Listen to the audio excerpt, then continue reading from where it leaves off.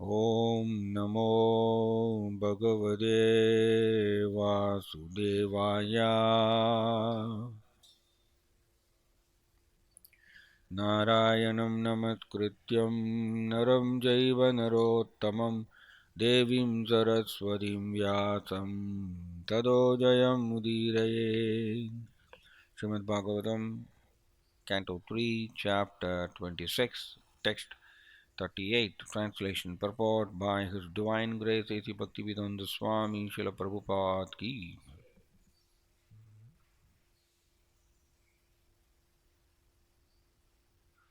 39 onwards actually. द्रव्याकृतित्वं गुणदा व्यक्तिसंस्थात्वमेव च तेजस्त्वं तेजस सात्वी रूपमात्रस्य वृत्तयः. My dear mother, the characteristics of form are understood by dimension, quality, and individuality.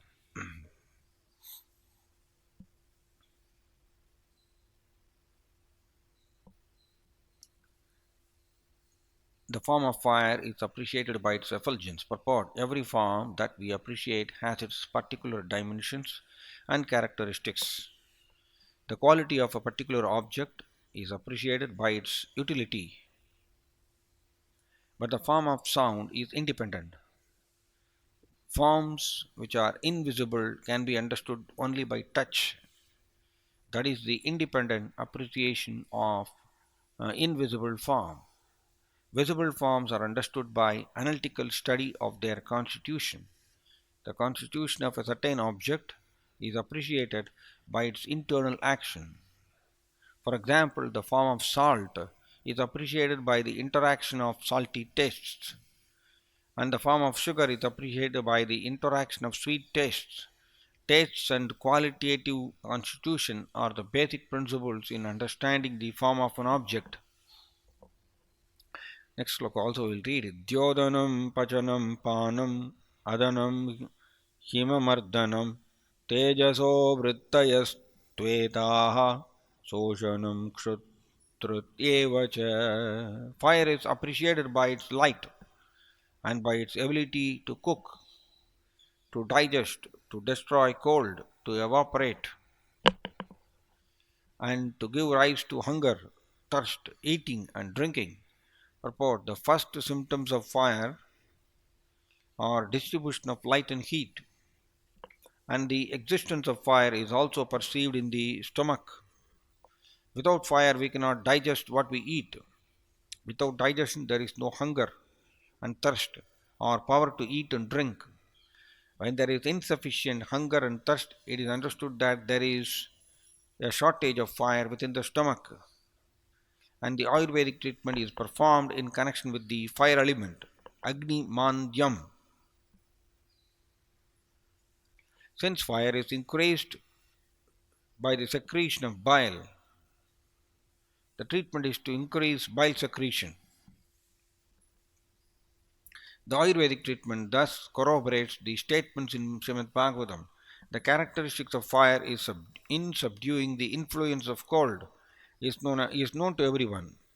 Severe cold can always be counteracted by fire.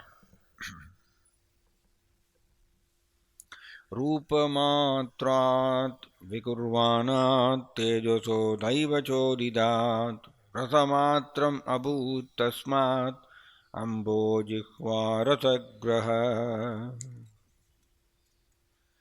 By the interaction of fire and the visual sensation, the subtle element taste evolves under a superior arrangement. From taste, water is produced, and the tongue which perceives taste is also manifested.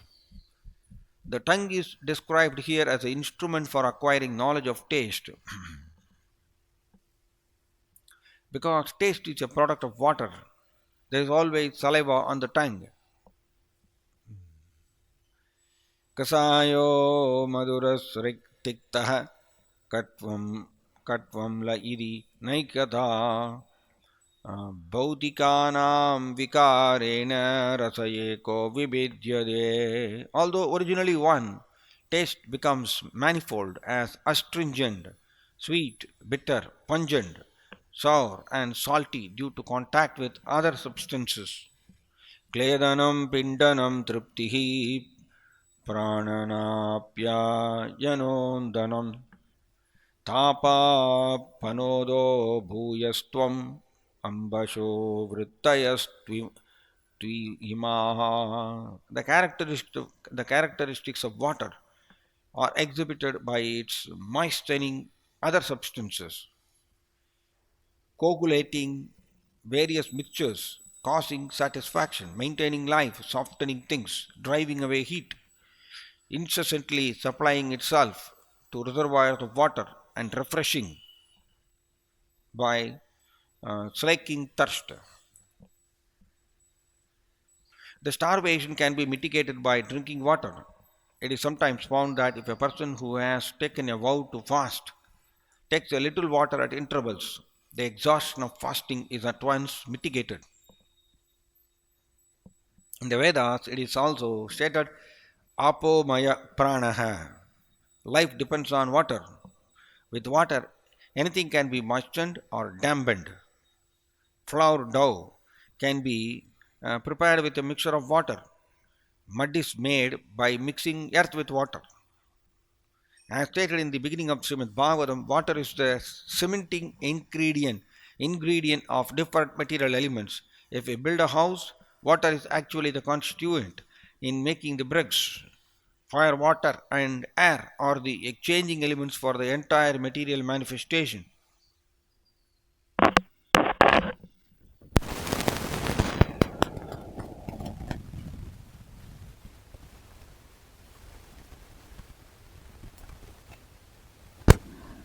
So, description. रसमात्राद् विकुर्वाणात् अम्बशोदैव चोदितात् गन्धमात्रम् अभूत् तस्मात् पृथ्वीग्राणस्तु गन्धकः. Due to the interaction of water with the taste perception, the subtle element odor evolves under superior arrangement. There, thence the earth and the olfactory sense, by which we can variously experience the aroma of the earth, become manifest. करम्बपूरी सौरभ्य शान्तो द्राम्लादिभिः द्रव्यावयव वैषम्यात् गन्धयेको विभिद्यते. Odor, although one, becomes many as mixed, offensive, fragrant, mild, strong, acidic, and so on, according to the proportions of associated substances. Purport: mixed smell is sometimes perceived in foodstuffs prepared from various ingredients such as vegetables mixed with different kinds of spices and asafoetida. Bad odors are perceived in filthy places. Good smells are perceived from camphor, menthol, and similar other products. Pungent smells. Pungent smells are perceived from garlic and onions, and acidic smells are perceived from turmeric and similar sour substances. The original aroma is the odor emanating from the earth, and it is mixed with different substances. This odor appears in different ways. पावनं ब्रह्मणस्थानं धारणं सत्विशेषणं सर्वसत्त्वगुणोद्भेदः पृथिवीवृत्तिलक्षणम्. The characteristics of the functions of earth can be perceived by modeling forms of the Supreme Brahman, by constructing places of residence, by preparing pots to contain water, etc. In other words, the earth is the place of sustenance for all elements. Different elements such as sound, air, fire, and water can be perceived in the earth. Another feature of the earth, especially mentioned here, is that earth can manifest different forms of the Supreme Personality of Godhead. By this statement of Kapilas, it is confirmed that the Supreme Personality of Godhead Brahman has innumerable forms, which are described in the scriptures by manifestation by manipulation of earth and its products. such as stone, wood, and jewels. These forms of the Supreme Lord can be present before our eyes. When a form of Lord Krishna or Lord Vishnu is manifested by presentation of a statue made of earth, it is not imaginary. The earth gives shape to the Lord's forms as described in the scriptures. In the Brahma Samhita, there is a description of Lord Krishna's lands, the variegatedness of the spiritual abode, and the forms of the Lord playing a flute with his spiritual body.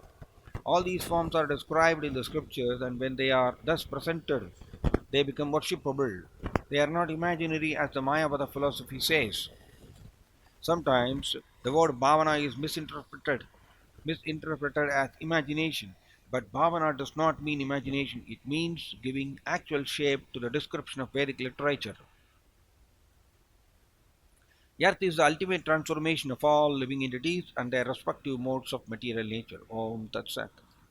ॐ ज्ञानातिमिरान्धस्य ज्ञानाञ्जनशलाकया चक्षुरुन्मीलितं येन तस्मै श्रीगुरवे नमः।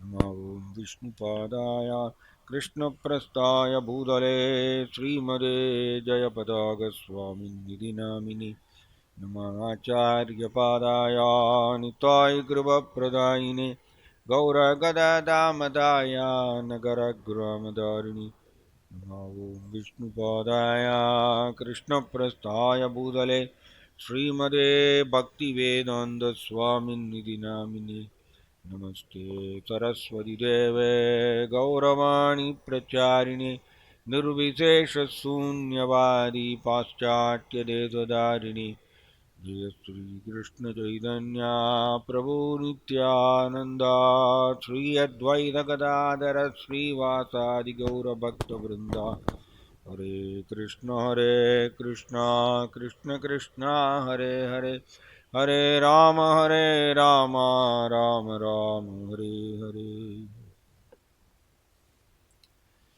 So இங்கே பகவான் கபில தேவர் இந்த பஞ்சபூதங்கள் மற்றும் புலனின்ப பொருட்கள், அப்புறம் ஐம்புலன்கள், இவைகள்லாம் எப்படி உருவாகியது என்று சொல்கிறாரு. பட் இதெல்லாமே வந்து டிஸ்கிரிப்ஷன், ஜஸ்ட் இன்ஃபர்மேஷன் தான். முக்கியமாக இந்த ஸ்லோகத்தில் வந்து பிரபாதர் என்ன சொல்கிறாருன்னா, பூமியிலிருந்து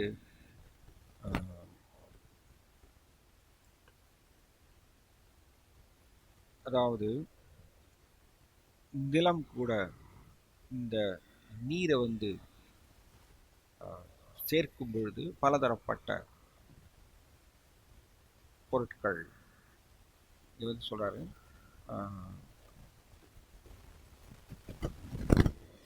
Fire, water and air are the exchanging elements of the entire material manifestation, but water is the most prominent. So இந்த இதில் பார்த்தீங்கன்னா, நாம் ஈத்தர் ஆகாயத்தை வந்து நாம் மிக்ஸ் பண்ண முடியாது ஆக்சுவலி. அதனால தான் பிரபுபாதர் சொன்னார், தீ, அதுக்கப்புறம் தண்ணீர் மற்றும் காற்று, இந்த மூன்றையும் வந்து எக்ஸ்சேஞ்ச் பண்ணலாம், ஒன்றுக்கு ஒன்று மாற்றி இது பண்ணிக்கலாம். ஆனால் ஆகாயத்தை நம்ம இந்த மாதிரி பண்ண முடியாது. அதே மாதிரி நிலம், இந்த தீ, தண்ணீர் மற்றும் காற்று இது எல்லாம் எங்கே பிரதிபலிக்கின்றன அப்படின்னா நிலத்தில் தான் பிரதிபலிக்கிறது. ஸோ நீங்கள் பார்த்தீங்கன்னா இந்த பூமியில் வந்து நாம் இந்த குறிப்பாக அந்த வாட்டர், தண்ணீரை வந்து எது கூட சேர்த்தாலும் அது வந்து மிக்ஸ் ஆகி உடனே பொருள் உருவாக்கலாம். கிருஷ்ணனுடைய சிருஷ்டி அப்படி. ஸோ அப்படி இந்த பகவத்கீதாவில் கூட படிக்கிறோம், புண்ணியோ வந்த பிருத்திவியாம்ச, பிருத்திவி பூமியில் வந்து ஒரு இயற்கையான ஒரு நறுமணம் உண்டு, புண்ணியோகந்த, அது வந்து நான் தான் சொல்கிறார் கிருஷ்ணா. ஏன்னா அது ஒரிஜினல் மனம், பூமியிலிருந்து வரக்கூடிய ஒரிஜினல் மனம், மண் வாசனை அப்படின்னு சொல்லுவோம். அந்த மண் வாசனை, அதிலிருந்து தான் மற்ற வாசனைகள் உருவாகிறதாம். அதிலிருந்து மற்ற வாசனைகள் வந்து உருவாகிறதாமா. ஸோ இந்த பூமியை வைத்து, நிலத்தை வைத்து, ஏன்னா அந்த நிலத்தில் தானே மற்ற எலிமெண்ட்ஸ், அதாவது காற்று, தீ, அப்புறம் தண்ணீர், அப்புறம் சவுண்ட், இது எல்லாமே வந்து எங்கே வந்து பிரதிபலிக்கின்றன கேட்டிங்கன்னா நிலத்தில் தான், பூமியில் தான், பூமியில் தான் பிரதிபலிக்கிறது. அதனால் பூமி வந்து பல பல ரூபங்களை உருவாக்க முடியுமா? அப்படி பல பல ரூபங்களை உருவாக்கும் பொழுது இந்த பிரபுபாதர் சொல்றார், பூமி வந்து நிலம் வந்து அதை பயன்படுத்தி பகவானுடைய ரூபத்தையும் உருவாக்கலாம். ஸோ எப்படி இங்கே நீர், நெருப்பு, காற்று, சவுண்ட், ஒலி, இது எல்லாமே நிலத்தில் பிரதிபலிக்கின்றன அப்படின்னு சொன்னதுனால இதை வைத்து நிலத்தில் வந்து எந்த ஒரு பொருளை வேணால் உருவாக்க முடியும். ஸோ அப்படி உருவாக்கக்கூடிய பொருட்களில் நான் வந்து பகவானுடைய ரூபத்தையும் உருவாக்கலாம். இந்த நிலம், நீர், நெருப்பு, காற்று இதெல்லாம் வைத்து. ஸோ அப்படி பகவானுடைய ரூபத்தை வந்து உருவாக்கும் பொழுது அவர் வந்து வெறும் சிலை அல்ல, அவர் வந்து பகவான் அங்கே இருக்கார் அப்படின்னு சொல்றாரு. ஸோ நீங்கள் பார்த்தீங்கன்னா பிரபுபாதர் வந்து சொல்றாரு, பகவானுடைய ரூபம் 7 விதமான ரூபமாக நாம் வழிபாடு செய்யலாம். பகவானை 7 ரூபங்களில் வழிபாடு செய்யலாம். ஒன்று வந்து மணல், அதுக்கப்புறம் ஸ்டோன், கல், ஜுவல்ஸ், அதுக்கப்புறம் பெயிண்ட், வுட்,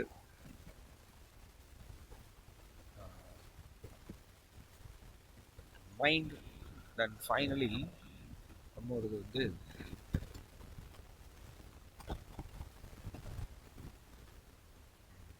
மெட்டல்.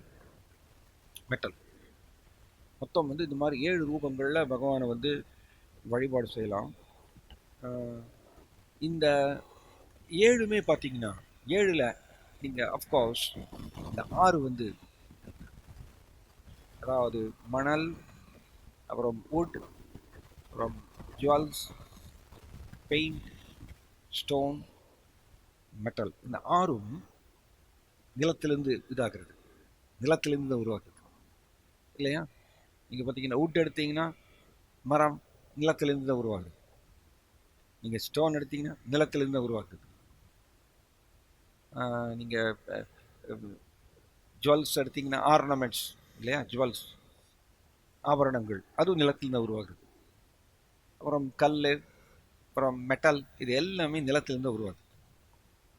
ஸோ அதனால தான் சொல்லப்பட்டிருக்கு, நிலத்தில் வந்து இந்த நெருப்பு, காற்று, தண்ணீர், இதெல்லாம் மிக்ஸ் ஆகும் பொழுது நிலத்தில் எந்த ப்ராடக்டை வேணால் உருவாக்கலாம்.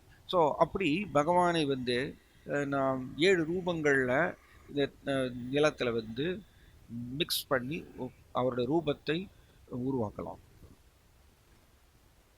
ஸோ அதனால தான் நாம் வந்து நீங்கள் நாரத பாஞ்சராத்திரா வழிபாட்டில் பார்த்தீங்கன்னா நார்த் இந்தியாவிலலாம் வந்து நீங்கள் பார்க்கலாம், பகவானை வந்து மார்பிள் ஸ்டோன் அந்த அதில் வந்து பகவானோட ரூபத்தை வந்து வடிவமைத்து வழிபாடு செய்வாங்க. நம்ம வந்து ஃபேமஸாக வந்து ஜெகநாதரை வந்து மரத்தாலான தாரு பிரம்மன் சொல்கிறோம். தாருன்னு மரம். ஸோ மரத்தாலான ரூபமாக அவரை வடிவமைத்து வழிபாடு செய்கிறோம். சவுத் இந்தியாவில் பார்த்தீங்கன்னா வைக்கானச வழிபாடுன்னு சொல்கிறோம். சவுத் இந்தியாவில் வைக்கானச வழிபாடில் வந்து கல்லில் வந்து பகவானோட ரூபத்தை வடிவமைத்து வழிபாடு செய்கிறாங்க. மற்றும் மெட்டலில் வந்து பகவானோட ரூபத்தை வடிவமைத்து வழிபாடு செய்கிறாங்க. ஸோ இப்படி எந்த ரூபம் எடுத்து எந்த ஒரு 7 ரூபத்திலையும் பகவான் ரூபத்தை நம் வடிவமைத்து வழிபாடு செய்யும் பொழுது பகவான் ஆக்சுவலி அதை ஏற்றுக்கொள்கின்றார். ஏன்னா பகவான் எதில் வேணால் அவரால் தோன்ற முடியும். இது இம்பார்ட்டன்ட் பாயிண்ட் ஆக்சுவலி கிருஷ்ணா. ஏன்னா பூமி ராபோ நலோ வாயு கம்மனோ புத்திரேவச்ச அகங்கார இது எம்மே பின்னா பிரகிருதி தான். கிருஷ்ணருடைய பிரிந்த சக்தி தானே இந்த எட்டுமே கிருஷ்ணாட்டிருந்து வந்த சக்திகள் தானே.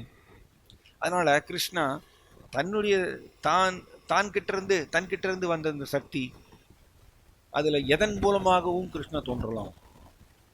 Important point actually. கிருஷ்ணா இதுல தான் தோன்றணும், இதுல தோன்ற முடியாது அப்படிங்கிறது கிடையாது. கிருஷ்ணா எங்க வேணா தோன்றலாம். ஸோ அதனால தான் நான் பிரபுபாதர் வந்து நம்மளுக்கு விக்கிரக வழிபாடை வந்து ஏன் சிபாரசு செஞ்சிருக்காருன்னா, நாம் விக்கிரகங்களில் வந்து பகவானை வந்து பிராண பிரதிஷ்டை செய்கின்றோம். மந்திரங்கள் மூலமாகவும் தந்திரங்கள் மூலமாகவும் சாஸ்திரங்கள் சொல்லியிருக்கக்கூடிய இந்த முறைகள் மூலமாகவும் பகவானை வந்து வரவழைக்கின்றோம், அழைக்கின்றோம். பகவான் கோலோக பிருந்தாவனத்தில் கீழே இறக்கி வர்றார். ஆக்சுவலி ரொம்ப கருணையுடையவர் கிருஷ்ணன். ஸோ அதனால தான் வாச்சகம் அப்படின்னு சொல்றார். சில ஜீவ கோஸ்வாமி இந்த மாதிரி சொல்றார். வாச்சியம் அப்படின்னா விக்கிரக வழிபாடு. ஸோ பகவான் பாருங்க, அவர் வந்து சச்சிதானந்த விக்கிரகம். Very nice point. பகவான் தெய்வீக ரூபத்தை உடையவர். நிரந்தரமான ரூபம், ஆனந்தமயமானது, அறிவுமயமானது. அப்படிப்பட்ட தெய்வீக ரூபத்தை உடையவர் கிருஷ்ணா. ஆனா கட்டுண்ட ஜீவாத்மாக்களாகிய நாம் கிருஷ்ணரை இப்ப ஏன்னா நாம் ஜட கண்ணோட்டத்தில் இருக்கோம் இல்லையா, ஜட உடலை பெற்றிருக்கின்றோம். ஜட உடலை பெற்றிருக்கிறதுனால நாம் கிருஷ்ணரை வழிபாடு செய்வதற்கு நம்மளுடைய பாணியில இருந்தால் தான் முடியும். Nice point actually. கிருஷ்ணா சச்சிதானந்த ரூபத்தில் இருக்கார், தெய்வீக ரூபத்தில் இருக்கார். பட் நாமோ ஜீவாத்மா இப்பொழுது உடல் பெற்ற ஜீவாத்மா தான் பிரபுபாதர் பல இடங்களில் சொல்றார். ஜட உடலை பெற்றிருக்கின்றோம். அதனால நம்மளுடைய நாம் புரிந்து கொள்ளும் விதத்தில் நமக்கு புரியுமாறு பகவான் வந்து கீழே இறங்கி வர்றார். ஆக்சுவலி இது இம்பார்ட்டன்ட் பாயிண்ட். அதனால தான் அவதாரன்னா கீழே இறங்கி வருதல் பிரபுபாதர் அப்படி சொல்றார். கீழே இறங்கி வருதல் அவதாரம். அவர் தன்னுடைய தெய்வீக ரூபம் வைத்திருக்கின்றார். ஆனால் நமக்கு வந்து வழிபாடும் செய்ய விதத்தில் நாம் கிருஷ்ணரை வழிபாடு செய்வதற்கு வசதியாக கிருஷ்ணா நம்மளுடைய கண்களுக்கு புலப்படுமாறு கீழே இறங்கி வருகின்றார். இது அவருடைய கருணை. இல்லைன்னா கிருஷ்ணா எதற்கு மரத்தில் வந்து உட்காரணும்? மரம் வந்து ஒரு ஜட ரீதியான ஒரு பொருள். கிருஷ்ணாவோ தெய்வீக ரூபம் உடையவர். எதற்கு ஒரு மரத்தாலான ஒரு ரூபத்துக்குள்ளவர் வந்து உட்காரணும்? ஏன்னா சிம்பிளி கட்டுண்ட ஜீவாத்மாக்களாகிய நாம் கிருஷ்ணரை வழிபாடு செய்தால் மட்டுமே நாம் தூய்மை அடைய முடியும். கிருஷ்ணரை வழிபாடு செய்தால் மட்டுமே ஜீவாத்மாக்கள் தூய்மை அடைய முடியுங்கிற ஒரே வழி இருக்கிறதுனால கிருஷ்ணா நாம் கையாளும் வகையில் அவர் வந்து அனுசரித்து அவர் வரார். இது அவருடைய கருணை. ஸோ நம்ம பகவானுடைய கருணையை புரிஞ்சுக்கணும். எவ்வளவு கீழே இறக்கி வர்றார் பாருங்க. அவர் எப்பொழுதுமே சச்சிதானந்த ரூபத்திலே இருந்தார்னா நாம் எப்படி வந்து அப்புறம் அவரை வந்து வழிபாடு செய்வது, அவர் எப்படி அலங்கரிப்பது, அவருக்கு ஆரத்தி காமிக்கிறது எப்படி, அவரை தர்சனம் செய்கிறது எப்படி, அவருக்கு நைவேத்தியம் செய்கிறது எப்படி, எப்படி பண்ண முடியும்? ஸோ கிருஷ்ணா சச்சிதானந்த ரூபத்திலே இருந்தார்னா சச்சிதானந்த ரூபத்தை நம்மளால பார்க்க முடியாது. இப்போ நைஸ் பாயிண்ட் ஆக்சுவலி. ஏன்னா இதுக்கு பேர் தான் கட்டுண்ட ஜீவாத்மான்னு சொல்றோம். கட்டுண்ட ஜீவாத்மானா பகவானுடைய சச்சிதானந்த ரூபத்தை நம்மளால் பார்க்க முடியாது. நம்மளால ஜடத்தாலான ஒரு ரூபத்தை மட்டும்தான் நான் இப்போ பார்க்க முடியும். இதுக்கு பேர் தான் கண்டிஷன் சொல்றோம், இதுக்கு பேர் தான் கட்டுண்ட வாழ்க்கை சொல்றோம். சரி, நைஸ் பாயிண்ட் ஆக்சுவலி.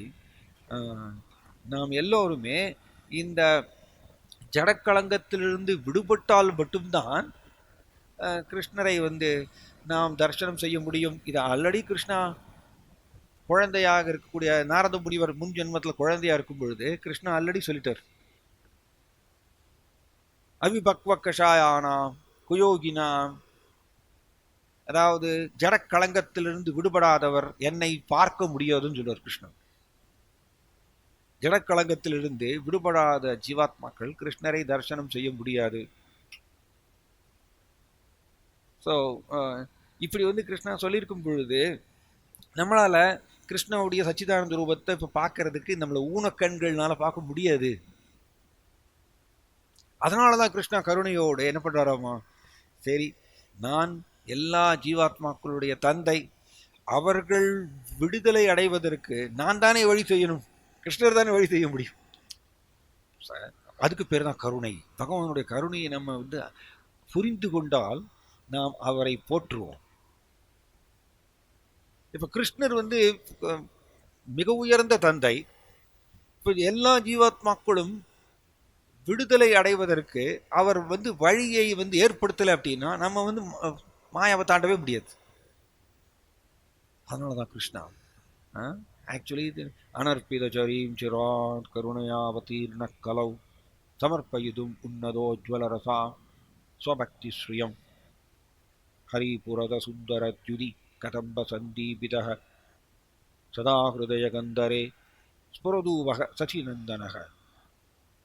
அதனாலதான் பகவான் ஜாய ஜெகநாத் பலதேவ் சுபத்ர மகாராணிக்கு பகவான் பாருங்க எவ்வளவு கருணை உள்ளவர் பாருங்க. அவருடைய எண்ணம் என்னங்கிறது நம்ம தெரிஞ்சுக்கணும். ஜீவாத்மாக்கள் எல்லோருமே இந்த ஜடக்களங்கத்திலிருந்து விடுபட்டு கிருஷ்ணர் மேல அன்பை வளர்த்து கொண்டு கிருஷ்ணர்கிட்ட திரும்பி செல்லணுங்கிறது மட்டும்தான் பகவானுடைய ஒரே குறிக்கோளா இருக்கு. சம்டைம்ஸ் நம்மளால இதை புரிஞ்சுக்க முடியாது. ஒரு பக்தர் என்கிட்ட நேற்றுக்கு பேசிட்டு இருந்தார், இந்த விக்கிரக வழிபாடு திரும்ப வருவோம். ஒரு பக்தர் என்கிட்ட நேற்றுக்கு பேசிட்டு இருந்தார், எதற்கு பிரபு எனக்கு இந்த மாதிரிய நீண்ட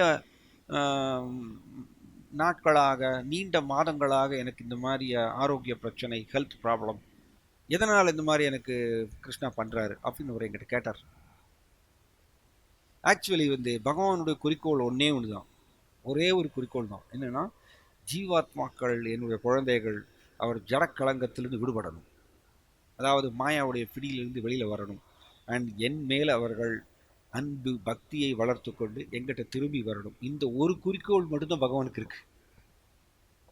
நாம் தான் மயக்கத்துல மாட்டி என்னுடைய வாழ்க்கை இந்த ஜட உலகத்துல சௌரியமா இருக்கணும்னு ஆசைப்பட்டுட்டே இருக்கும். இப்ப நமக்கு வாழ்க்கையில ஏதாவது கஷ்டங்கள், பிரச்சனைகள், துன்பங்கள், மன உளைச்சல் இந்த மாதிரி ஏதாவது வரும்பொழுது எதையாவது ஒன்று செய்து, அதை தமிழில் சொல்லுவாங்க, எதை சாப்பிட்டா பைத்தியம் தெளியும் முடிச்சிடும், அந்த மாதிரி எதை சாப்பிட்டா பைத்தியம் தெளியும், அந்த மாதிரியே எதை செய்தால் என்னுடைய வாழ்க்கையை நான் சௌகரியமாக இந்த உலகத்துக்குள்ள வைத்துக் கொள்வேன்னு சொல்லி கட்டுண்ட ஜீவாத்மா இப்படி முயற்சி பண்ணிட்டே இருக்கு. ஆனா பகவானுடைய குறிக்கோளை வேற. பகவானுடைய குறிக்கோள் இந்த உலகத்திலிருந்து நாம் விடுபட்டு கிருஷ்ணாட்ட திரும்பி வரணுங்கிறது மட்டும்தான் அவருடைய ஒரே ஆசை. ஏன்னா அவருக்கு முழுக்க முழுக்க தெரியும், இந்த ஜட உலக வாழ்க்கையை நம்ம நடத்திட்டு இருப்பது ஒரு மாயத்தோற்றம்ங்கிறது கிருஷ்ணருக்கு நல்லாவே தெரியும். இது மாயத்தோற்றம் தான். அதனால கிருஷ்ணர் ரியல் வாழ்க்கை, உண்மை வாழ்க்கை என் கூட என்னுடைய உலகத்துல தான் உண்மை வாழ்க்கை. ஸோ குழந்தைகள், ஜீவாத்மாக்கள் எங்கிட்ட வரணுங்கிறது ஒரே அக்கறை, இது ஒன்றுதான் அவருக்கு. அதனால அவர் என்ன பண்றாருன்னா, சம்டைம்ஸ் பக்தர்களுடைய வாழ்க்கையில உள்ள புகுந்து அவர் பல பல கஷ்டங்களை ஏற்படுத்துவாரம்மா பக்தர்களுக்கு. எதற்கு இதை செய்யறாருன்னா, அப்பொழுதுதான் ஜீவாத்மா இது ஜட உலகம் எனக்கு தேவையில்லை, அந்த ஜட உடல் எனக்கு தேவையில்லை. இது ரெண்டுமே ஆக்சுவலி ஹிஸ் சச்சிநந்தன சுவாமி மகாராஜ் அவர்கிட்ட சொல்றாரு, ஒரு பக்குவமான பக்தர் ஜட உடல் தனக்கு ஆத்மாவாகிய எனக்கு ஜட உடல் ஒரு பெரிய பாரம்னு ஃபீல் பண்ணணுமா அப்படி சொல்றாரு. ஜட உடல் எனக்கு ஒரு பாரம்னு உணர வேண்டும்னு சொல்றது. ஆக்சுவலி அது கரெக்ட். ஜீவாத்மா தெய்வீக உடலை பெறுவதுதான் அதனுடைய இயற்கை நிலை. இப்போ நம்ம ஜட உடலை வைத்திருக்கிறது ஆர்டிஃபிஷியல் செயற்கை நிலை. இது ஜீவாத்மாவுக்கு பாரம் தான். ஆனால் நாம் இதை மாயாவுடைய மயக்கத்தினால அதில் சிக்கி ஜட உடல் நம்மளுக்கு பாரமாக தெரிய மாட்டேங்குது. எவ்வளவு பவர்ஃபுல் பாருங்க மாயா. ஜட உடல் நம்மளுக்கு பாரமாக தெரிய மாட்டேங்குது. அதுக்கு நடுவில் ஏதோ அட்ஜஸ்ட் பண்ணி சௌகரியமாக நம்ம வாழணும்னு பிளான் பண்ணுறோம். ஸோ கிருஷ்ணர் என்ன பண்ணுறார்? அவரே உள்ள இறங்கி நமக்கு இந்த ஸ்வபாவம் நமக்குள்ளே வர வேண்டும்ங்கிறதுக்கோசரம் பல பல சங்கடங்களை ஏற்படுத்துகிறார். ஜட உலகம், ஜட உடல் ஜீவாத்மாவுக்கு ஒரு பாரமானது, தேவையில்லாததுன்னு புரிய வைக்கிறதுக்கோசரம் பண்றார். இதுதான் அவருடைய அக்கறை. அவருடைய ஒரே அக்கறை இது ஒன்று தான். ஸோ அதனால தான் இங்கே பகவான் அவர் நாம் எல்லோரும் விமோச்சனம் அடையணும், விடுதலை அடையணுங்கிறதுக்கோசரம் அவரே கீழே இறங்கி வர்றார். தன்னுடைய சச்சிதானந்த ரூபத்தில் இருந்தால் இவர்களால் பார்க்க முடியாது. எஸ், நாம் படிக்கிறோம் ஈசோபனிஷத்தில் கிரண்மயேன பாத்ரேன அப்படிங்கிற ஸ்லோகத்தில். அதாவது பகவான் எப்பொழுதுமே யோகமாயா திரையில் மறைக்கப்பட்டிருக்கின்றார் கிருஷ்ணா. ஸோ நாம் இந்த ஊன கண்கள்னால பார்க்க முடியாது கிருஷ்ணரை. நபவே கிராஹ்யம் இந்திரியை, ஜடப்புலங்கள்னால கிருஷ்ணரை பார்க்க முடியாது. ஒன் திங், ஒரு இம்பார்ட்டன்ட் கொள்கை என்ன அப்படின்னா, ஜடத்தினால தெய்வீகத்தை உணர முடியாது. ஷியோர், இது இம்பார்ட்டன்ட். எந்த ஒரு சூழ்நிலையிலையும் ஜடத்தை வைத்துக்கொண்டு தெய்வீகத்தை உணர முடியாது. அதனால தான் கிருஷ்ணா என்ன பண்ணுறாருன்னா, நாமத்தில் இறங்கி உட்காந்துக்கிறார். அவருடைய நாமத்தில் அவரே இறங்கி உட்காந்துக்கிறார். அப்போ நாமம் தெய்வீகமானது. ஸோ நாமம் ஏன் தெய்வீகமானதுன்னு இதுதான் காரணம். கிருஷ்ணர் இறங்கி உட்காந்துக்கிறார் நாமத்தில். அப்போ நாம் இந்த நாமத்தை கான்டாக்ட் பண்ணும் பொழுது தெய்வீகத்து கூட தொடர்பு கொள்ள நாமும் கொஞ்சம் கொஞ்சமாக ஜடக்கலங்கத்திலிருந்து விடுபட்டு தெய்வீக நிலைக்கு உயரலாம். அதுக்கோசரம் தான் கிருஷ்ணா இவ்வளவு கருணையோடு கீழே இறங்கி வர்றார். அப்போ நாம் புரிஞ்சுக்கணும், வாட்சமும் சரி வாச்சகமும் சரி ரெண்டுமே பகவானுடைய கருணை. வாட்சம்னா விக்கிரக வழிபாடு, வாச்சகம் அப்படின்னா கிருஷ்ணருடைய நாமம். ரெண்டுமே பகவானுடைய கருணை. ஏன்னா நமக்கோசரம் ஏற்படுத்தியிருக்கார். நாம் அப்பதான் அவரை அணுக முடியும் அப்படிங்கிறதுக்கோசரம். ஸோ இப்போ இந்த விக்கிரக வழிபாட்டில் ஸோ பகவான் நாம் கையாளும் விதத்தில் அவர் மரத்தில் உட்காந்துக்கிறார், இல்லைன்னா கல்லில் உட்காந்துக்கிறார், மெட்டலில் உட்காந்துக்கிறார், பெயிண்டில் உட்காந்துக்கிறார், தென் ஜுவல்ஸில். இப்படி நாம் விரும்பிய விதத்தில், நாம் பார்க்கும் விதத்தில், நாம் கையாளும் விதத்தில் அவர் கீழே இறங்கி வர்றார். இப்படி கீழே இறங்கி வர்றதுனால தான் அவருக்கு பேர் அவதாரம். எப்படி ஒரு டீச்சர் குழந்தைக்கு சொல்லிக் கொடுக்கணும்னா குழந்தைக்கு புரிகிற மாதிரி கீழே இறங்கி சொல்லிக் கொடுப்பாங்க இல்லையா? இப்போ டீச்சர் ஓகே, அவங்க இங்கிலீஷ் டீச்சர், ஓகே, அவங்களுக்கு இங்கிலீஷில் நிறைய அவங்க பேசலாம், கடன்னு இங்கிலீஷில் பேசலாம். பட் சின்ன குழந்தை, ஃபஸ்ட் ஸ்டாண்டர்ட் படிக்கக்கூடிய குழந்தை, அவருக்கு இங்கிலீஷ் இன்னும் புரியாது அந்த குழந்தைக்கு. ஸோ அப்போ டீச்சர் கடன்னு பேசினா அந்த குழந்தைக்கு ஒன்றும் புரியாது. அப்போ குழந்தைக்கு புரிகிற மாதிரியே அவங்க கீழே இறக்கி இப்படி தான் இது ஏன்னா இப்படி, பீனா இப்படி அப்படின்னு சொல்லிட்டு சொல்லி கொடுக்குறாங்க. அவர் ஒவ்வொரு வார்த்தை இப்படி இணைக்கலாம், அந்த வார்த்தைக்கு அர்த்தம் இது அப்படின்னு சொல்லிட்டு எல்லாமே அந்த குழந்தைக்கு புரிகிற மாதிரி சொல்லி கொடுக்குறாங்க. அதே தான் பகவானும் பண்ணுறார். பகவானும் நாமும் அவரை வழிபடும் விதத்தில் அவர் தன்னுடைய சச்சிதானந்த ரூபத்திலிருந்து இறங்கி விக்கிரகத்தில் உட்காந்துக்கிறார். நம்ம எந்த விக்கிரகத்தில் அவரை கூப்பிடுறோமோ அந்த விக்கிரகத்தில் அவர் உட்காந்துக்கிறார். எந்த ரூபத்தில் நம்ம அவரை கூப்பிடுறோமோ அந்த ரூபத்துக்குள்ள அவர் உட்காந்துக்கிறார்.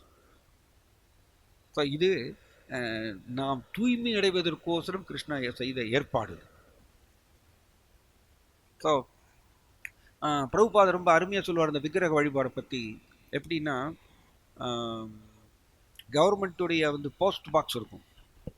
இப்போ எல்லாம் யாருமே போஸ்ட் பாக்ஸ் யூஸ் பண்ணுறதே கிடையாது. கவர்மெண்ட்டில் போஸ்ட் பாக்ஸ் அவங்க எலக்ட்ரிக் கம்பத்தில் கட்டி வச்சுருப்பாங்க, ரெட் கலர் போஸ்ட் பாக்ஸ். அதில் லெட்டர் நம்ம போட்டோன்னா அது நீட்டாக அங்கே போய் சேர வேண்டிய இடத்துக்கு போய் சேர்ந்துடும். நம்ம ஒரு பாக்ஸ் எடுத்து கட்டினோம்னு வச்சுக்கோங்க, அதில் நம்ம லெட்டர் போட்டோம்னா அது வந்து போகாது. அது மாதிரி தான் எஸ், நம்ம எந்த ரூபத்தை வேணா வந்து வடிவமைக்கலாம், செதுக்கி வடிவமைக்கலாம். அதுக்கப்புறம் பகவானை வந்து அழைக்கின்றோம், மந்திரத்தின் மூலமாகவும் தந்திரங்கள் மூலமாகவும் பகவானை அழைக்கின்றோம். ஸோ அதுக்கப்புறம் நம்மளுடைய அழைப்புதல் பேரில் பகவான் கீழே இறங்கி வந்து உட்காந்துக்கிறோம். அதனால இப்ப அது அதிகாரப்பூர்வமானது ஆகின்றது. அதனாலதான் அர்ச்சாவதாரம்னு சொல்றோம். விக்கிரகங்களை நாம் அர்ச்சாவதாரம் சொல்றோம். அவதாரம் என கீழே இறங்கி வர்றார் கிருஷ்ணா. கீழே இறங்கி வர்றதுனால இது அர்ச்சாவதாரம் சொல்றோம். ஸோ இப்போ எப்படி கவர்மெண்ட் போஸ்ட் பாக்ஸில் வந்து லெட்டரை போட்ட உடனே அது போய் சேர வேண்டிய இடத்துக்கு போய் சேருமோ, அதே மாதிரியா நான் இப்போ வந்து கிருஷ்ணரை அதிகாரபூர்வமாக சாஸ்திர ரீதியாக அவரை வரவழைக்கின்றோம், கூப்பிடுகின்றோம், அழைக்கின்றோம், மந்திரங்கள் மூலமாகவும் தந்திரங்கள் மூலமாகவும்.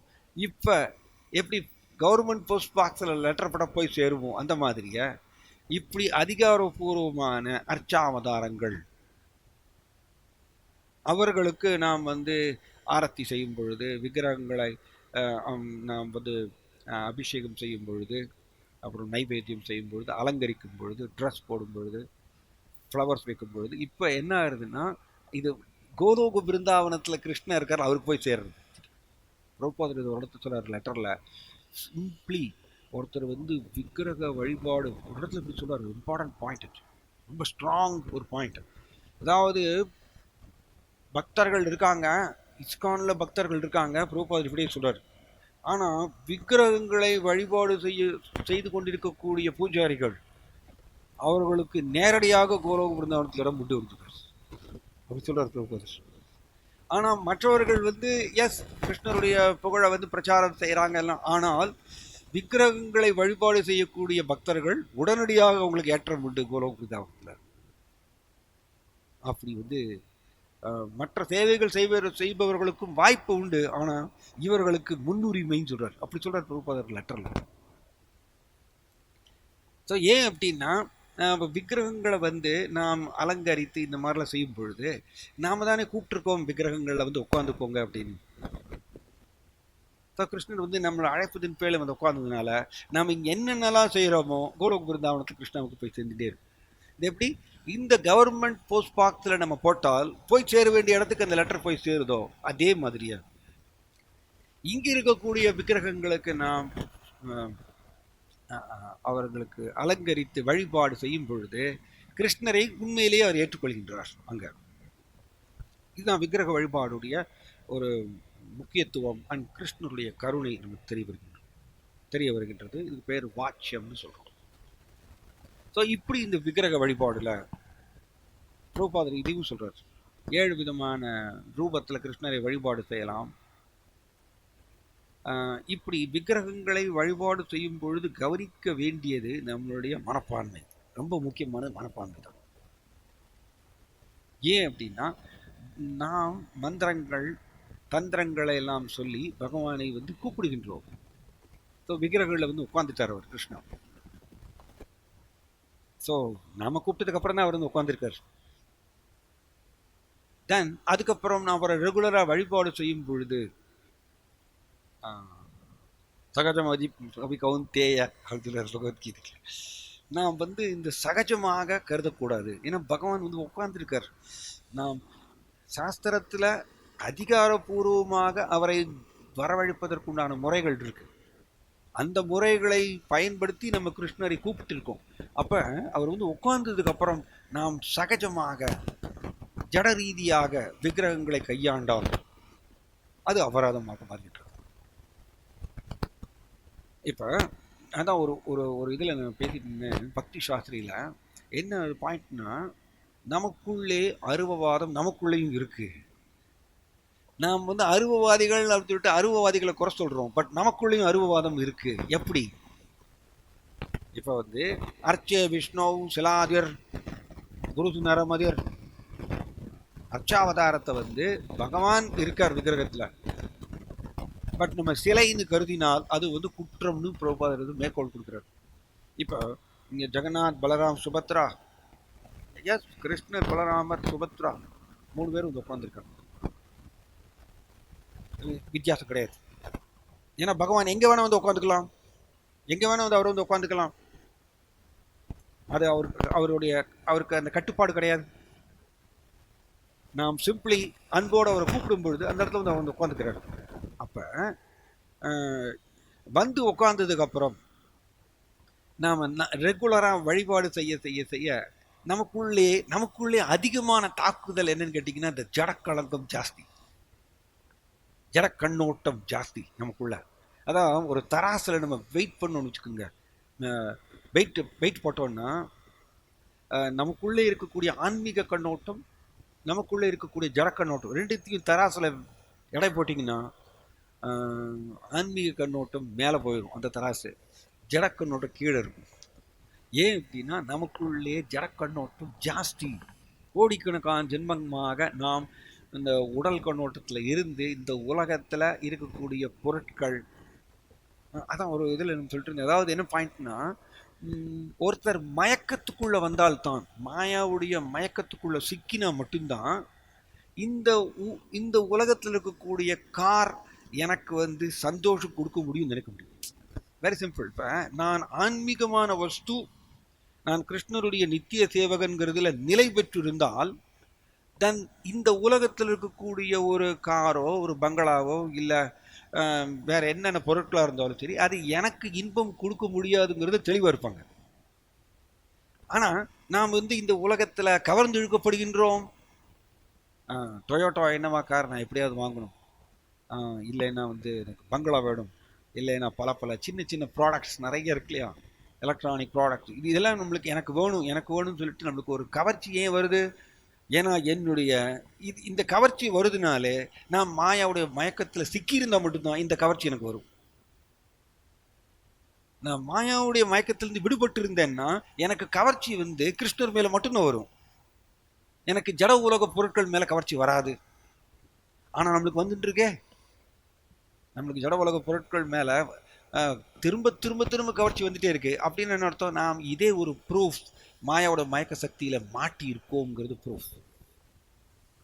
இதுக்கு பேர் தான் ஜடக்கலங்கம், ஜடக்கண்ணோட்டம். ஸோ நமக்குள்ளே இருக்கக்கூடிய ஜடக்கண்ணோட்டம், அதை வெயிட் போட்டோம்னா ஜாஸ்தி, அதனுடைய தராசு கீழே போயிடும். நமக்கு ஆன்மீக கண்ணோட்டம் நம்ம வந்து நம்ம கொஞ்ச காலம் 10 வருஷம் 15 வருஷம், அதிகபட்சம் 20-25 வருஷம் நம்ம ஆன்மீகத்தை பயிற்சி செய்கிறோம், கிருஷ்ண பக்தியை பயிற்சி செய்கிறோம். பட் அதுவும் நம்ம எந்திர ரீதியாக தான் பயிற்சி செய்கிறோம். ஸோ அதனுடைய கண்ணோட்டம் பார்த்தீங்கன்னா ஆன்மீக கண்ணோட்டம் மேலே போயிடும், தராசு வந்து மேலே போயிடும். ஸோ இங்கே இந்த ஜடக்கலங்கத்தோட நாம் வந்து விக்கிரகங்களை கையாளும் பொழுது திடீர்னு நாம் விக்கிரகங்களை வந்து சாதாரண ஒரு சிலையாக நினைக்க ஆரம்பிச்சிடுவோம். இப்போ பாருங்க, ஜெகநாதர், பலராமர், சுபத்ரா, கிருஷ்ணர், பலராமர், சுபத்ரா இங்கே வந்து உட்காந்துருக்காங்க. பகவான் இங்கே வந்து நிற்கிறார் வச்சுப்போம். கிருஷ்ணர் வந்து கோலோக பிருந்தாவனத்திலிருந்து நேராக வந்து இந்த டெம்பிள் ஹாலில் வந்து நிற்கிறார். புல்லாங்குழல் ஊதிட்டு, தலையில் மயிர் ஃபீலி வைத்துட்டு, பட்டு பீதாம்பரம், மஞ்சள் பட்டாடை போட்டு, கவர்ச்சிகரமான புன்னகை, மகர குண்டலம், இதெல்லாம் போட்டுட்டு அவர் வந்து இங்கே வந்து நிற்கிறார் டெம்பிள் ஹாலில். அதுக்கப்புறம் நம்மளுடைய கவனம் வேற எங்கேயாவது செலுத்துவோமா? நம்ம பகவான் இங்கே வந்து நிற்கிறார், இதுங்க கொஞ்சம் போய் நாங்கள் போய் வந்து கடைக்கு போய் சாமான் வாங்கிட்டு வரேன் சொல்லுவோமா? பகவான் இங்கே வந்து நிற்கிறார், ஷியாம சுந்தர கிருஷ்ணா இங்கே வந்து நிற்கிறார் டெம்பிள் ஹாலில். ஸோ நம்ம வந்து நான் கொஞ்ச நேரம் 4 மணி நேரம் தான் தூங்கியிருக்கேன், நான் தூங்கிட்டு வரேன் நான் சொல்லுவோமா? இல்லை நான் சாப்பிட்டுட்டு வரேன் சொல்லுவோமா? ஷியாமசுந்தர கிருஷ்ணா வந்து நிற்கிறார். அவர் தான் எல்லா விதமான வழிபாட்டுக்கும் அன்புக்கும் உரியவர். அவர் அப்படிப்பட்ட ஷியாமசுந்தர கிருஷ்ணா வந்து நிற்கிறாருங்க. அப்போ நம்மளுடைய முழு கவனம், முழு ஆர்வம், முழு முயற்சி எல்லாமே அவரை நோக்கி தானே செலுத்துவோம். மற்ற எதையுமே நம்ம வந்து யோசிக்க மாட்டோம், உதறி தள்ளிடுவோம், தூக்கி போட்டுருவோம். அதுதானே கரெக்ட் இல்லையா? பக்தர்கள் அப்படி தான் செய்வாங்க. அப்போ அதே பகவான் தான் இங்கே வந்து உட்காந்துருக்காரு. அதுக்கு பேர் தான் விக்கிரகங்கள். விக்கிரகங்கள்லாம் நான் டிஃப்ரெண்ட். கோலோக பிருந்தாவனத்தில் கிருஷ்ணர் இருக்காருன்னா, இங்கே ஜெகநாதர் இங்கே உட்காந்துருக்காருன்னா வித்தியாசம் எதுவும் கிடையாது, 2 பேரும் உண்டு தான். ஆனால் நமக்குள்ள அந்த அருவவாத தன்மை இருக்கின்றது. அதனால் டெய்லி நம்ம பார்க்குறோம்ல, டெய்லி ஜெகநாத் பலராம் சுபத்ராவை பார்க்கும் பொழுது இந்த ஜடக்களங்கம் மேலோங்கிறது. ஜடக்களங்கம் மேலோங்கி வர்றதுனால ஜெகநாதருக்கு முன்னாடி உட்காந்தாலும் கூட நம்ம வந்து ஜாலியாக உட்காந்துப்போம், ஜாலியாக கேஷுவலாக உட்காந்துப்போம். ஏன்னா அது பழகி போயிடுச்சு. இதுதான் ஜடக்களங்கம் சொல்கிறது. அப்போ நமக்குள்ள அருவவாதத்தன்மை இருக்கு. அருவவாதம்னா என்னது? பகவானோட ரூபத்தை ஏற்றுக்கொள்ளாதவர் அருவவாதம். பகவான் இங்கே ரூபத்தில் இங்கே உட்கார்ந்துருக்கார், விக்கிரகங்கள்ல பகவான் உட்கார்ந்துருக்கார் அப்படிங்கிற அந்த நம்பிக்கை நமக்கு வந்து பல நேரங்களில் ஜடக்களங்கத்தால் மூடப்படுகின்றது. இது அருவவாதம், இந்த அருவவாதத்தன்மை. ஸோ அப்போ அருவவாதிகள்னு மற்றவர்களை நம்ம குறை சொல்கிறோம், ஆனால் நமக்கு எல்லாருக்குமே அருவவாதத்தன்மை இருக்கின்றது. ஏன்னா நம்மளுக்கு அருவவாதத்தன்மை போயிடுச்சுன்னா என்ன அர்த்தம்? எவ்ரி டைம் நாம் ஜெகநாதரை பார்க்கும் பொழுது ஷியாமசுந்தர கிருஷ்ணாவை நேருக்கு நேர் கோலோக பிருந்தாவனத்தில் பார்த்தா எவ்வளவு புலகாங்கிதம் நம்மளுக்கு கிடைக்குமோ, எவ்வளவு ஆனந்தம் கிடைக்குமோ, அவ்வளவு புலகாங்கிதம் ஆனந்தம் நம்மளுக்கு கிடைக்கணும் டெய்லி ஜெகநாதர் பலராம சுபத்ராவுக்கு தரிசனம் செய்யும் பொழுது. ஆனால் நம்ம ஜஸ்ட்டு வந்து கேஷுவலாக வந்து ஓகே ரைட் கோவிந்தம் ஆதி புருஷம் ஜெல்சி கிடக்கிடன்னு நம்ம பண்ண ஆரம்பிச்சிடுவோம். பட் அந்த புலகாங்கிதம், அந்த ஆனந்தம், அந்த ஒரு இது நம்மளுக்கு உள்ள மைனஸ் அது இல்லை. அது இல்லாமல் ஜஸ்ட் வந்து நம்ம எந்திர ரீதியாக தந்திரங்களை கடைபிடிப்போம். தந்திரங்கள்லாம் என்னது? இந்த முறைகளை கடைபிடிப்போம். எந்திர ரீதியாக இந்த முறைகளை மட்டும் கடைபிடிப்போம். எஸ், நம்ம வந்து உடனே பாடுவோம், இது பண்ணும், கிடக்கணும், அதுக்கு அடுத்தது என்ன, அதுக்கு அடுத்தது என்ன. இது சச்சினந்தன் மகாராஜ் சொல்லுவார். இது சச்சினந்தன் மகாராஜ் ரொம்ப அழகாக சொல்லுவார். காலையில் எழுந்திரிச்சோடனே ஓகே ரைட்டு வந்து நம்ம கடற்கடன்னு சம்சாரதாவை பாடுறது, அதுக்கப்புறம் துளசி பூஜா, அதுக்கு அடுத்தது என்ன, அதுக்கு அடுத்தது வந்து ஓகே ஜபமாலை எடுத்து கடற்கடன்.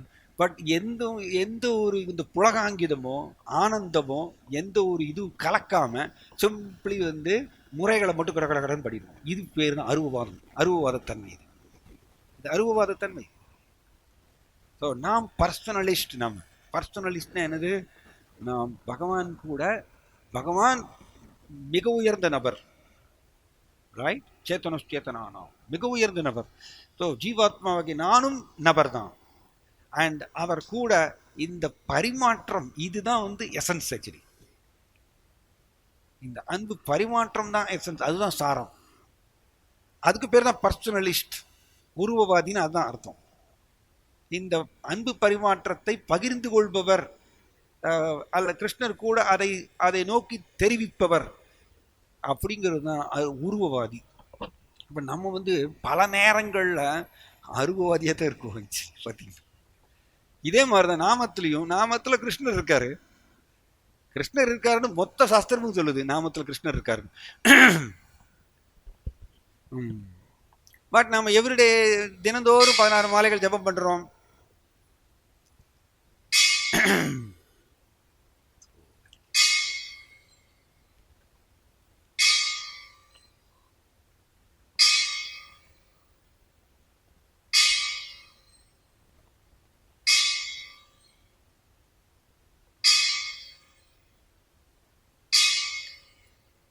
ஸோ நாம் வந்து தினந்தோறும் நம்ம வந்து ஹரே கிருஷ்ணா ஜபம் பண்ணுறோம். இது பழகி போயிடுது.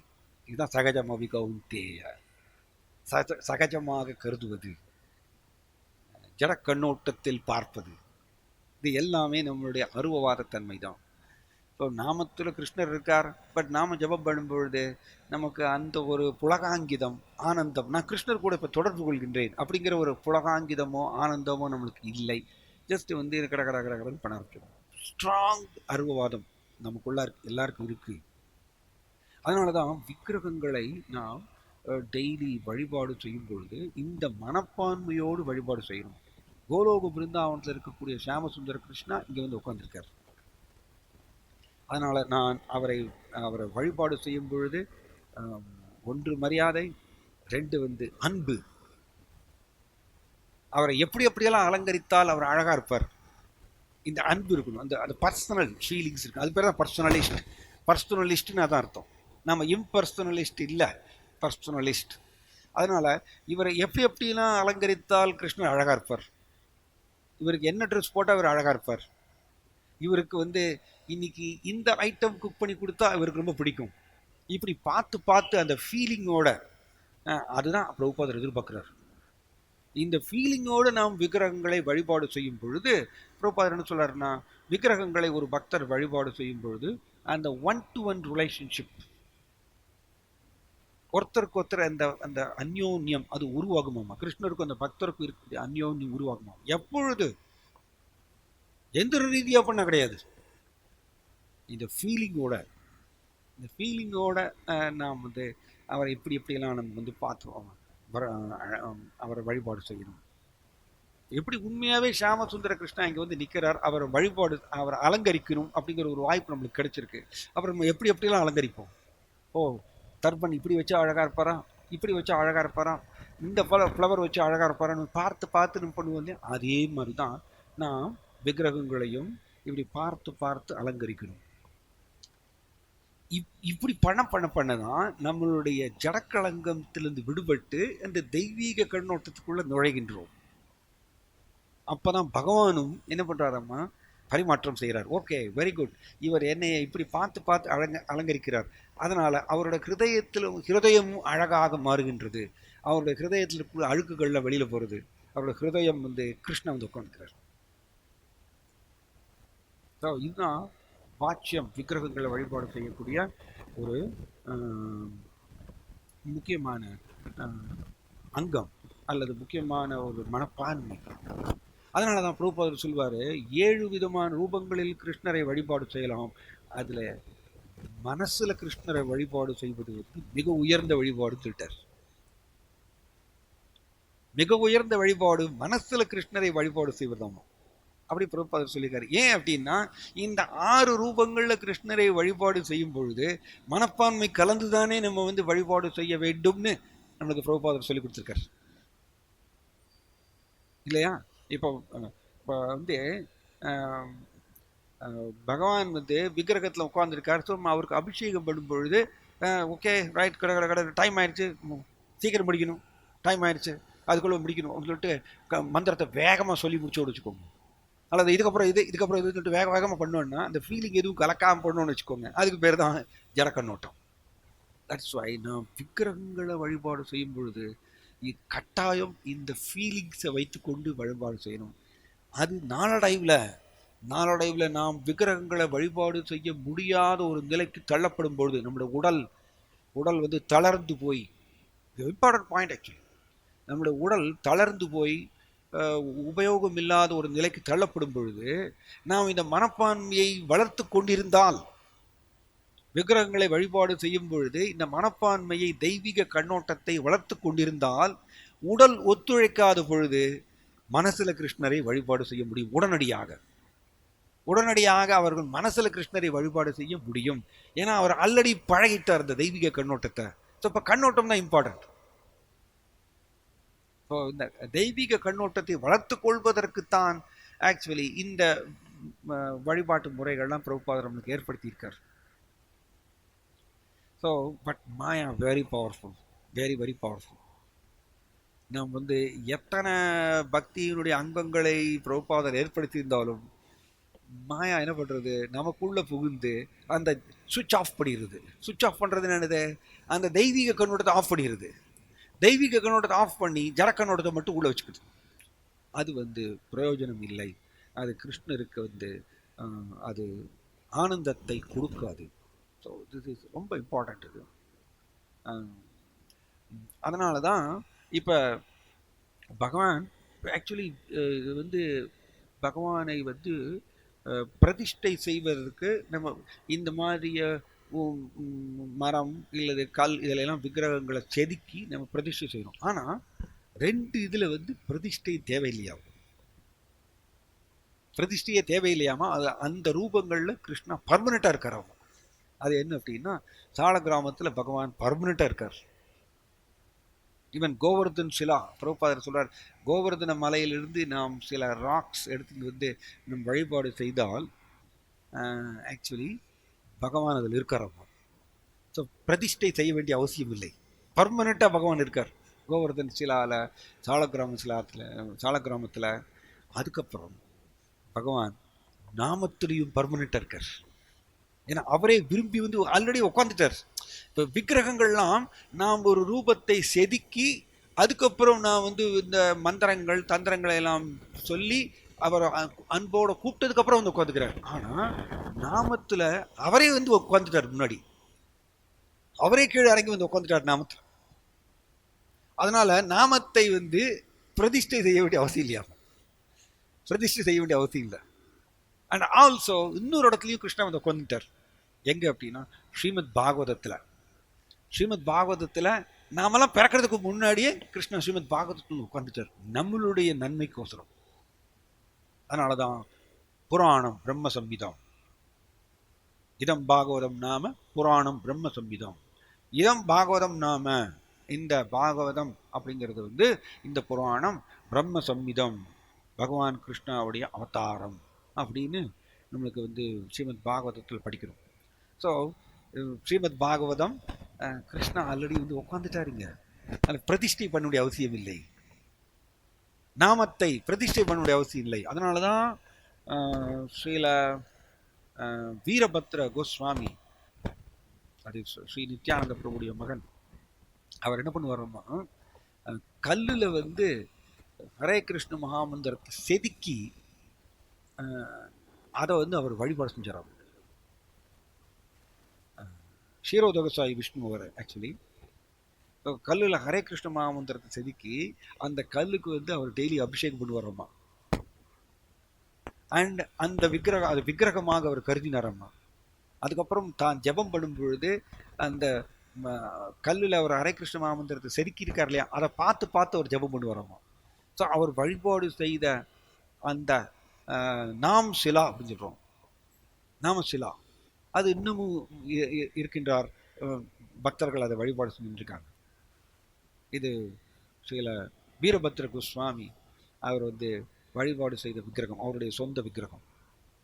ஸோ அதனால நமக்கு பிரபுபாதர் எல்லாமே ஏற்பாடு பண்ணி கொடுத்துருக்கார். நாமத்துல கிருஷ்ணர் பர்மனண்டா இருக்கார், பிரதிஷ்டை தேவையில்லை, எப்போ வேணா நம்ம கிருஷ்ணர் கூட தொடர்பு கொள்ளலாம். ஸ்ரீமத் பாகவதத்தை நம்மளுக்கு கொடுத்திருக்கார், கிருஷ்ணர் பர்மனண்டாக இருக்கார். பிளஸ் கிருஷ்ணர் வந்து நாம விக்கிரகங்களை செதுக்கி அவரை இன்வைட் பண்ணி வழிபாடு செய்வது எப்படி, அதையும் சொல்லி கொடுத்துருக்கார் பிரபுபாதர், ஏற்பாடு பண்ணியிருக்கார். ஸோ இப்படி எல்லாமே பிரபுபாதர் நாம் எப்படியாவது கிருஷ்ணர் கூட தொடர்பு கொள்ள வேண்டும், நம்மளுடைய கண்ணோட்டத்திலிருந்து விடுபட வேண்டுங்கிற ஒரே அந்த நப்பாசையினால பிரபுபாதர் இத்தனை முறைகள் வழிகள் நமக்கு ஏற்பாடு பண்ணியிருக்கார். நாம் தூய்மை அடைந்து கிருஷ்ணாட திரும்பி செல்லணுங்கிற ஒரே நோக்கத்தோடு தான். ஜாய் ஸ்ரீமத் பாகவதம் கி, பतित पावन श्रील प्रभुपाद की, निताय गौर प्रेमानंदे।